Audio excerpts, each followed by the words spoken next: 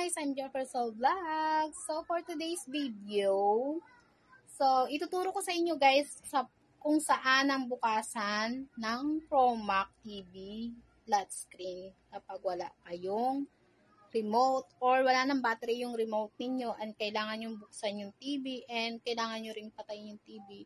And guys, ituturo ko sa inyo kung saan yung patayan sa likod. As in yung turn and off. So, ito na guys, papakita ko sa inyo kung saan. Wait lang. So, ayan guys, yung ating 41 inches na ProMac TV. 41, 40. 40 inches na ProMac TV flat screen. So, dito guys, sa gilid na to, as in yung gilid na yan, dito. So, ayan, dito sa gilid, ayan, makikita nyo tong level dito sa gilid. And meron siya dito ang pindutan, yung button. Ayan, makikita nyo dyan. Ayan, ito yung mga button. Ayan. So, sa una guys is yung power, input, volume, volume na, plus, volume minus. And yan, yung mga ibang label na nakalagay dyan. So, ayan. So, dito lang guys ang turn and off. Pasensya na sa likabok. So, pagbubuksan nyo guys, dito, and dito naman yung input. And dito yung volume. Ayan, makikita nyo. And makakapa nyo naman siya guys. Ayan, hindi siya mahirap. Kapain. So, kapag wala kayong remote, pwede nyo dyan na lang idirekta. Lalo na kung wala na kayong battery at naglolo ko yung remote nyo. Hindi ma-sensor.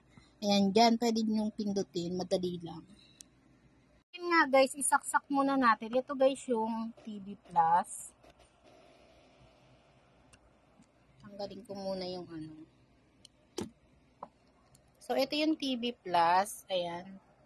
Naka-red na siya. And itong remote namin is sira. Ayaw gumana nung aming off and on na button ng remote. Pero gumagana yung volume niyan and tsaka yung channel. So, ayan. So, saksak naman natin yung TV. So, ayan. So, pag green na yung ating TV Plus, pwede na nating pindutin dito sa gilid. So, pipindutin ko yung power dito, guys. And nasa unang-una naman yung power. And makikita nyo sa TV, magbubukas yan. So, ayan. Diba? Nagbukas na siya. Hindi na kailangan ng remote kapag binuksan yung TV.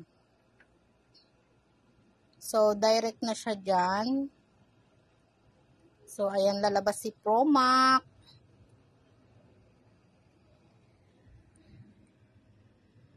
Ayan. So, pag nakakonect na yan sa TV Plus, lalabas na yung TV. Ayan. Tapos, pipindutin nyo na lang dito sa remote kapag papalakihin nyo na yung TV. So, wala kaming wifi ngayon. TV. Okay lang yung pipindutin nyo. Ayan, ayaw ma-sensor. Ayan. Diba malaki na?